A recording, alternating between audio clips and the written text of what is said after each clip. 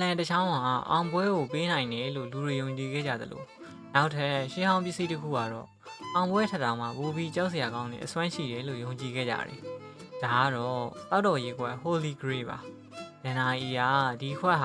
ယေရှုခရစ်တော်ရဲ့နောက်ဆုံးညစာမှာသုံးခဲ့တဲ့ခွက်ဖြစ်တယ်လို့တချို့ကယူဆကြတယ်ပေါ့နော်။ဒါပေမဲ့ဒီဇက်လန်ဟာတမန်ကျမ်းစာထဲမှာတိတိကျကျဖော်ပြထားတဲ့အဖြစ်အပျက်တော့မဟုတ်ပါဘူး။ Grail ဆိုတဲ့ဒန်နာအီကအလဲခေဥရောပစာပေတွေမှာပိုပြီးထင်ရှားလာခဲ့ပါတယ်။အထူးသဖြင့်12ရာစုအတွင်းမြင်းသစ္စာရေးစရာဖြစ်တဲ့ခရတီယန်ဒီထရာရဲ့ပါစီဘယ်ဇလန်နေပြီးတော့ဒီအကြောင်းအရာဥရောပတလွှာလူသိများလာခဲ့ပါတယ်။အစောပိုင်းဇလန်မှာတော့ဒီဂရေးဟာဒီနေ့ရုပ်ရှင်တွေထဲမှာမြင်ရတဲ့ရွှေခွက်ပုံစံမဟုတ်ဘဲနဲ့ပကံများကြီးတစ်ချက်လိုဖော်ပြထားပါတယ်။ဒါပေမဲ့ရာစုနှစ်တွေကြာလာတာနဲ့အမျှဒီရေခွက်ရဲ့စွမ်းအားပိုပြီးတော့ကြီးမားလာခဲ့တယ်။တချို့ဇလန်တွေမှာအနာတွေကိုပျောက်ကင်းစေနိုင်တယ်။ယောဂတွေကိုကုသပေးနိုင်တယ်။လူတစ်ယောက်ကိုနှုတ်ပြစေနိုင်တယ်။တချို့ဒဏ္ဍာရီတွေမှာတော့အသက်ရှည်စေပြီးတော့သေခြင်းကိုတောင်ရှောင်ရှားနိုင်တယ်လို့ဆိုကြတယ်။ဒီချက်တွေကရုပ်ရှင်တွေထဲမှာထွင်ထားတဲ့ထွင်လုံးသက်သက်ကြီးတော့မဟုတ်ပါဘူး။အလေခေဂရေးဒဏ္ဍာရီထဲမှာကအနာရောဂါပျောက်ကင်းခြင်းထာဝရနှုတ်ပြခြင်းနဲ့ထူးခြားတဲ့ပျော်ရွှင်မှုတွေကိုပေးနိုင်တယ်ဆိုတဲ့အကြောင်းအရာတွေပါဝင်ခဲ့တယ်။ဒါပေမဲ့ဒီလိုအစွမ်းရှိတဲ့ခွက်တစ်လုံးတကယ်ရှိခဲ့တယ်ဆိုတဲ့သမိုင်းထောက်ထားတော့မမြင်ဘူးပါဘူး။အဲ့ဒီအချိန်မှာဇလန်ကနောက်ထပ်ထူးဆန်းတဲ့ဘက်ကိုရောက်လာပါတယ်။1930ပြည်လွန်နှစ်တွေမှာဂျာမန်လူမျိုးတစ်ယောက်ကဒီဒဏ္ဍာရီကိုတကယ်သမိုင်းနေရဘယ်ဟေလီတစ်ခုလိုယူဆပြီးတော့လိုက်လံလေ့လာနေခဲ့တယ်။သူ့နာမည်ကတော့အော်တိုရန်။သူကအလက်ခေတ်သမိုင်းနဲ့ဂရေးဒဏ္ဍာရီကိုအထူးစိတ်ဝင်စားတဲ့သူဖြစ်တယ်။ရန်ရဲ့ယူဆကတော့ထူးဆန်းပါတယ်။သူကပြင်းသစ်တောင်ပိုင်းမှာရှိတဲ့ကာသားတွေနဲ့ဂရေးဒဏ္ဍာရီကြားမှာစက်တွယ်မှုရှိတယ်လို့ယူဆတယ်။ကာသားဆိုတာကတော့လူမျိုးမဟုတ်ပါဘူး။အလက်ခေတ်12ရာစုကနေ14ရာစုဝန်းကျင်ကပြည်သစ်နိုင်ငံတောင်ပိုင်းမှာထွန်းကားခဲ့တဲ့ခရီးယန်ဘာသာရေးဂိုင်းခွဲဒီဥစားတစ်ခုကိုယုံကြည်ကြတဲ့ယုံကြည်သက်ဝင်သူတွေဒါဖြစ်ပါလေပြောချင်တာတော့ဗျာခုခေတ်ဗုဒ္ဓဘာသာမှာဆိုလဲဂိုင်းခွဲတွေရှိတာပဲပေါ့နော်အဲ့လိုမျိုးပေါ့အထူးသဖြင့်မောင်စေဦးဆိုတဲ့တောင်ပေါ်ခန်းတဲ့ဟောင်းကိုသူကအထူးကိုစိတ်ဝင်စားခဲ့တယ်သူ့ကိုယူဆရာအလဲခေတ်ကခရီးယန်ဘာသာရဲ့အစဉ်လာနဲ့မတူတဲ့ယုံကြည်မှုတွေကိုဆွဲကင်ထားကြတဲ့ကာသားတွေဟာဂရိနဲ့ပတ်သက်တဲ့လျှို့ဝှက်ချက်တစ်ခုကိုသိထားနိုင်ပါတယ်ဆိုပြီးတော့သူကယုံကြည်ထားတာပေါ့နော်ဒါကြောင့် RAN ဟာပြည်သေးနိုင်ငံတောင်ပိုင်းကိုသွားပြီးတော့မောင်စေကူးနဲ့အနီးနားဒေသတွေမှာဂရေးရဲ့အစအနတွေကိုလိုက်လံရှာဖွေခဲ့တယ်။သတင်းအစအနတွေကိုပြောတာပါနော်။ပြီးတော့ဒီနေရာမှာ Henry Himmler ဆိုတဲ့နာဇီခေါင်းဆောင်ရဲ့စိတ်ဝင်စားမှုလေးပါလာခဲ့တယ်။ Himmler ကရှေးဂျာမန်သမားဒန်နာကြီးလူမျိုးရေးအယူအဆတွေကိုအလွန်စိတ်ဝင်စားသူဖြစ်ပြီးတော့နောက်ပိုင်းမှာ RAN လုပ်နေတဲ့အလုပ်တွေကိုလည်းအာရုံစိုက်လာပါတယ်။ RAN ကနောက်ပိုင်းမှာ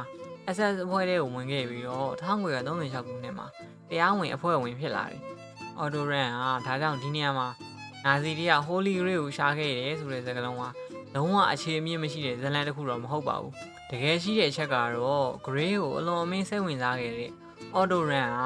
SS နဲ့ဆက်နွယ်နေတယ်ဆိုတာပါပဲ။ Amla ကလည်း RAN ရဲ့အလုပ်တွေကိုအာရုံစိုက်လာခဲ့တယ်။ဒါပေမဲ့ဒီနေရာမှာအရေးကြီးဆုံးဖွဲခြားရမယ့်အချက်တစ်ခုရှိပါတယ်။ဟစ်တလာက Grail ကိုရှာခိုင်းခဲ့တယ်ဆိုတဲ့အချက်ကတော့တိတိကျကျတက်တည်ပြနိုင်ခဲ့ခြင်းတော့မရှိပါဘူး။နာဇီခေါင်းဆောင်ပိုင်းထဲမှာဂရေးနဲ့ရှင်းဟောင်းဒဏ္ဍာရီတွေကိုစိတ်ဝင်စားတဲ့သူတွေရှိတာကတော့အမှန်ပါပဲ။နောက်ပိုင်းမှာတော့ဒီဇလန်ကပို့ပြီးတော့ကြီးမားလာခဲ့ပါတယ်။ဟမ်လာဂရေးကိုသာရရှိရင်နာဇီတပ်တွေရဲ့အောင်ပွဲကိုတေချာစေနိုင်မယ်လို့ယုံကြည်ခဲ့တယ်လို့ဆိုတယ်။တချို့ကတော့ဂရေးမှာလူနာတွေကိုကုသပေးနိုင်တဲ့အစွမ်းရှိတယ်လို့နာဇီတွေယုံကြည်ခဲ့ကြတယ်လို့ပြောပါတယ်။ဒါပေမဲ့ဒီအပိုင်းတွေမှာတော့ဇလန်နဲ့တပ်တွေကိုခွဲရမယ်။ဂရေးမှာအနာရောဂါပျောက်ကင်းစေတဲ့အစွမ်းရှိတယ်ဆိုပြီးတော့အလေခေဒဏ္ဍာရီတွေထဲမှာတော့တကယ်ကိုရှိတာပါနာဇီတွေကအဲ့ဒီအစွမ်းကိုတကယ်ယုံကြည်ပြီးတော့စစ်ရေးအတွက်အသုံးချခဲ့တယ်ဆိုတော့တမိုင်းသက်သေကတော့မရှိပါဘူးဒါပေမဲ့ဟမ်လာရဲ့ grade ပေါ်စိတ်ဝင်စားမှုကတော့စာအုပ်ထဲကဇလန်သက်သက်မဟုတ်ပါဘူးပြီးတော့1940ခုနှစ်မှာဟမ်လာကိုယ်တိုင်စပိန်နိုင်ငံကမွန်ဆဲရက်ဖုန်းကြီးကျောင်းကိုတွားရောက်ခဲ့တာပါနောက်ပိုင်းဇလန်တွေမှာတော့သူက grade ကိုရှာဖို့အဲ့ဒီကိုတွားခဲ့တယ်လို့ပြောလာကြတယ်ဟမ်လာက1940အောက်တိုဘာ23ရက်နေ့မှာမွန်ဆဲရက်ကိုတွားရောက်ခဲ့တာကတော့မှတ်တမ်းတွေတကွာတကယ်ကိုဖြစ်ခဲ့တာပါဒါပေမဲ့ grade ကိုရှာဖို့တွားခဲ့တယ်ဆိုတဲ့ရွေချက်ကိုတော့တိတိကျကျသက်သေပြနိုင်ခဲ့ခြင်းမရှိပါဘူးဒီတော့သူတို့ကတကယ်ရှာခဲ့ကြတာလားဒါမှမဟုတ်နောက်ပိုင်းလူတွေကရှိပြီးသားဖြစ်ရက်တွေကို grade နဲ့နိုင်နဲ့ချိတ်ဆက်လိုက်တာလားဒီမေးခွန်းမှာသမိုင်းပညာရှင်တယောက်အနေနဲ့သိချတယ်လို့တော့မပြောနိုင်ပါဘူးဒါပေမဲ့ဒီဇက်လန်ရဲ့အလွန်စိတ်ဝင်စားစရာကောင်းတဲ့အချက်ကအဲ့ဒီရေခွက်တစ်ခွက်တကယ်ရှိမရှိတဲ့လူတွေကအဲ့ဒီရေခွက်မှာ အစွမ်းနေရှိတယ်လို့ယုံကြည်လာအောင်ရာစုနှစ်တွေကြောင်းဇလန်တိဆောက်ခဲ့ကြတာပါပြီးတော့အဲ့ဒီယုံကြည်မှုဟာအလက်ခေတ်ကသူရဲကောင်းတွေရဲ့ရှာဖွေမှုဟာနီ1930ပြည့်လွန်နှစ်တွေမှာ Otto Ranzi အဲ့ဒီကနေ Hamler နဲ့ SS အဖွဲ့အစည်းအထိတစ်ဖန်ပြန်ပြီးတော့ရောက်လာခဲ့ပါတယ်တကယ်တော့သူတို့ရှာနေတာဟာဒီခွက်တစ်ခွက်တည်းဖြစ်နိုင်မှာမလားဒါမှမဟုတ်လူတွေကိုကျွန်တော်တို့မှာတခြားသူတွေမရှိတဲ့အစွမ်းနဲ့အတိတ်တွေရှိတယ်လို့ယုံကြည်စေမဲ့အရာတစ်ခုကိုရှာနေတာလားအဲ့ဒီမိကုံကတော့ဟင်တလာထက်ဟမ်လာနဲ့ SS အဖွဲ့ရဲ့ထူးဆန်းတဲ့အယူအဆတွေစီကိုပို့ပြီးဓာတ်ရိုက်ခေါ်သွားပါတော့တယ်ဂရေးကိုရှာဖွေခဲ့တဲ့ဇလန်းနေနောက်ွယ်မှာဟမ်လာရဲ့စိတ်ကူးတွေကပို့ပြီးထူးဆန်းတဲ့နေရာတစ်ခုရှိပါတယ်အဲ့ဒါကတော့ဂျာမနီနိုင်ငံအနောက်ပိုင်းက Velvet ရဲတိုက်ပါရဲတိုက်ဟာရှေးဟောင်းရဲတိုက်တစ်ခုဖြစ်ပေမဲ့ဟမ်လာရဲ့လက်ထက်ရောက်တဲ့အခါမှာတော့တာမန်ရဲတိုက်တစ်ခုမဟုတ်တော့ပါဘူး1934ခုနှစ်မှာဟမ်လာဒီရဲတိုက်ကို SS အဖွဲ့အတွက်ငှားခဲ့ပါတယ်သူ့ရဲ့ရွေချက်ကရဲတိုက်ကို SS အဖွဲ့ရဲ့အထူးအရေးကြီးတဲ့ဗဟိုနေရာတစ်ခုအဖြစ်နဲ့ပြောင်းလဲဖို့ပါဒါပေမဲ့ဟမ်လာဘာကြောင့်ဒီရဲတိုက်ကိုရွေးချယ်ခဲ့တာလဲဒီမေးခွန်းရဲ့အဖြေဟာအရင်ကစိတ်ဝင်စားစရာကောင်းပါတယ်ရဲတိုက်ဟာတောင်ကုန်းပေါ်မှာတည်ရှိပြီးတော့အပေါ်ကနေကြည့်လိုက်ရင်ထရီကန်ပုံစံနဲ့ဆင်တူတဲ့ထူးခြားတဲ့မြေပြင်အနေအထားရှိပါတယ်ဟမ်လာကဒီနေရာကို SS အဖွဲ့ရဲ့အနာဂတ်မှာအရေးကြီးဆုံးနေရာတစ်ခုဖြစ်လာစေခြင်းခဲ့ပါတယ်ဒီအတွက်ရဲတိုက်အတွင်းမှာအခန်းတွေအစည်းအဝေးနေရာတွေအထူးအခမ်းအနားတွေအတွက်နေရာတွေကိုပြင်ဆင်ခဲ့ပါတယ်ပြီးတော့ဒီနေရာမှာပဲနာဇီအောက်လန်ဆိုတဲ့ဇက်လန်တွေပေါ်ပေါက်လာခဲ့တယ်ရဲတိုက်အတွင်းမှာအထူးအခန်းတစ်ခန်းရဲ့ကျမ်းပြင်မှာနေအောင်ကြီးနဲ့ဆင်တူတဲ့အနက်ရောင်အမှတ်အသားတစ်ခုရှိပါတယ်ဒီအမှတ်အသားကိုဒီနေ့ခေတ်မှာ SS နေအောင်ကြီးစဝိုင်းလို့လူသိများပါတယ်အဲ့ဒီပုံကိုကြည့်လိုက်ရင်ဘဟိုကနေအပြင်ဘက်ကိုလှည့်ထွက်သွားတဲ့ပုံစံနေနဲ့ပြုလုပ်ထားတာကြောင့်နာဇီတွေရဲ့လျှို့ဝှက်အောက်လန်အဖွဲ့အစည်းတစ်ခုရဲ့သင်္ကေတလို့ထင်ရနိုင်ပါတယ်နောက်ပိုင်းမှာတော့ဒီသင်္ကေတကို Black Sun လို့ခေါ်လာကြပါတယ်ပြီးတော့ဒီကနေဇလန်းတွေကပို့ပြီးတော့ထူးဆန်းလာတယ်တချို့ကသင်္ကေတတွေဟာရှေးဟောင်းမော်ပညာနဲ့ဆက်နွယ်နေတယ်လို့ပြောကြတယ်တချို့ကတော့ဒီဟာ SS ကောင်းဆောင်တွေအသုံးပြုတဲ့လျှို့ဝှက်အစီအရင်တွေရဲ့သင်္ကေတလို့ဆိုကြတယ်တချို့ဇလန်းတွေကတော့ဒီရဲတိုက်ဟာ SS ကောင်းဆောင်တွေကဘာကြီးရဲ့အနာဂတ်ကိုဆုံးဖြတ်ဖို့လျှို့ဝှက်အစည်းအဝေးတွေပြုလုပ်တဲ့နေရာလို့တော့ဆိုကြတယ်ဒါပေမဲ့ဒီနေရာမှာကျွန်တော်တို့ထပ်ပြီးတော့ခွဲကြည့်ရပါမယ်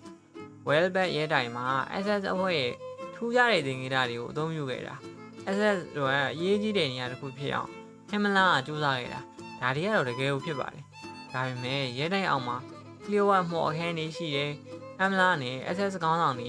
ကအဲ့ဒီမှာနက်ဆိုးတွေကိုခေါ်ပြီးအစီအရင်လုပ်ကြတယ်ကဘာကိုအုပ်ချုပ်နိုင်မယ်လျှို့ဝှက်အစွမ်းကိုအဲ့ဒီထဲမှာရှာဖွေခဲ့ကြတယ်ဆိုတဲ့ဇလန်းတွေကိုတော့ခိုင်မာတဲ့တမိုင်းသက်တွေထောက်ထားနေအတည်ပြုလို့မရပါဘူးဒါပေမဲ့ဒီကောလာဟာလာတွေဟာဘာကြောင့်ဒီလောက်တောင်နာမည်ကြီးလာလဲဆိုတာကိုတော့နားလည်လို့ရပါတယ်ဘာကြောင့်လဲဆိုတော့ဟမ်လာကိုရိုင်းကတာမန်နိုင်ငံရေးခေါင်းဆောင်တယောက်လိုမဟုတ်ဘဲနဲ့ရှေးဂျာမန်လူမျိုးတွေရဲ့အတိတ် North ဒန်နာကြီးရှေးဟောင်းသင်္ကေတတွေနဲ့မျိုးရိုးနဲ့သွေးဆက်အယူအဆတွေကိုအလုံးမင်းစိတ်ဝင်စားခဲ့သူဖြစ်တယ်ဒါကြောင့်သူကရဲတိုက်တစ်ခုကို SS အဖွဲ့ရဲ့သမိုင်းနဲ့အယူအဆတွေတို့ကအထူးဘိုနေရာအဖြစ်ပြောင်းလဲဖို့ကြိုးစားတဲ့အခါနောက်ပိုင်းလူတွေဟာဒီအရာတွေကိုပိုပြီးလျှို့ဝှက်ဆန်းကျယ်တဲ့ဇလန်းတွေနဲ့ချိတ်ဆက်လာကြတယ်။ဒါပေမဲ့ဒီရဲတိုက်ထဲမှာတကယ်ထူးခြားတာကဟမ်လာရဲ့စိတ်ကူးထဲမှာဒီနေရာကတာမန်အဆောက်အအုံတစ်ခုမဟုတ်ခဲ့ပါဘူး။သူက SS အဖွဲ့ကိုတာမန်စစ်တပ်အဖွဲ့တစ်ခုအဖြစ်နဲ့မမြင်ခဲ့ပါဘူး။သူစိတ်ကူးထဲမှာတော့ SS ဟာရှေးဂျာမန်လူမျိုးတွေရဲ့အမွေအနှစ်ကိုစက်ခံမဲ့လူရွေးချယ်ထားတဲ့အဖွဲ့ဖြစ်လာရမယ်။သူတို့မှာကိုယ်ပိုင်သင်္ကေတတွေရှိရမယ်။ကိုယ်ပိုင်အခမ်းအနားတွေရှိရမယ်။ကိုယ်ပိုင်ယူဆတွေရှိရမယ်။ပြီးတော့ဒီယူဆတွေကိုမျိုးဆက်တစ်ဆက်ပြီးတစ်ဆက်လက်ဆွဲပြောင်းရမယ်။အဲ့ဒီအတွက် Velvet ရဲတိုက်ဟာ SS အဖွဲ့ရဲ့အထွတ်အမြတ်နေရာတစ်ခုလိုဖြစ်အောင်ဖန်တီးနေခဲ့တာပါ။ဒါပေမဲ့စစ်ပွဲကြီးဟာဟမ်လာရဲ့စစ်ကူးတွေကိုအဆုံးသတ်ပစ်လိုက်ပါတယ်။1945ခုနှစ်မှာဂျာမနီရှုံးနိမ့်ခဲ့ပြီးတော့အမေရိကန်တပ်တွေက Velvet ရဲတိုက်ဘက်ကိုရောက်လာတဲ့အခါအဲ့ဒီရဲတိုက်ကလည်းဖျက်ဆီးခြင်းခံခဲ့ရတယ်။ဟမ်လာရဲ့ SS အတွက်ထူးခြားတဲ့ဗဟိုနေရာတိစောက်ဖို့စိတ်ကူကလည်းအဲ့ဒီနေရာမှာအဆုံးသတ်သွားခဲ့ပါတယ်။ဒါပေမဲ့ရဲတိုက်ရဲ့အမှောင်ထုတွေရဲ့သင်္ကေတတီဟမ်လာရဲ့ထူးဆန်းတဲ့အယူအဆတွေနဲ့ SS တွေကစစ်ပွဲအနိုင်ရဖို့လက်နက်နဲ့တွေမဟုတ်ဘဲနဲ့လျှို့ဝှက်မော်အစွမ်းတွေကိုပါရှာဖွေခဲ့ကြသလား။အဲ့ဒီမိကုန်းကတော့စစ်ကြီးပြီးသွားတဲ့နောက်မှာတော့မှဆက်လက်ရှင်သန်နေခဲ့ပါတယ်။ပြီးတော့ဒီမိကုန်းရဲ့အဖြေကိုရှာဖို့ဆိုရင်နောက်တစ်နေရာကိုသွားရပါမယ်။ SS ရဲ့ရှေးဟောင်းလူမျိုးတစ်မျိုးရဲ့အရင်အမြစ်ကိုရှာဖွေခဲ့တဲ့အဖွဲ့ အန်နနာဘေးစီကိုပါဒီအကြောင်းကိုတော့နောက်လာမယ့်ဗီဒီယိုမှာကျွန်တော်ကအသေးစိတ်ဆက်ပြီးတော့ပြောပြပေးသွားမှာဖြစ်ပါတယ်။ဒါဆိုရင်နောက်ဗီဒီယိုမှာပြန်တွေ့ကြမယ်နော်။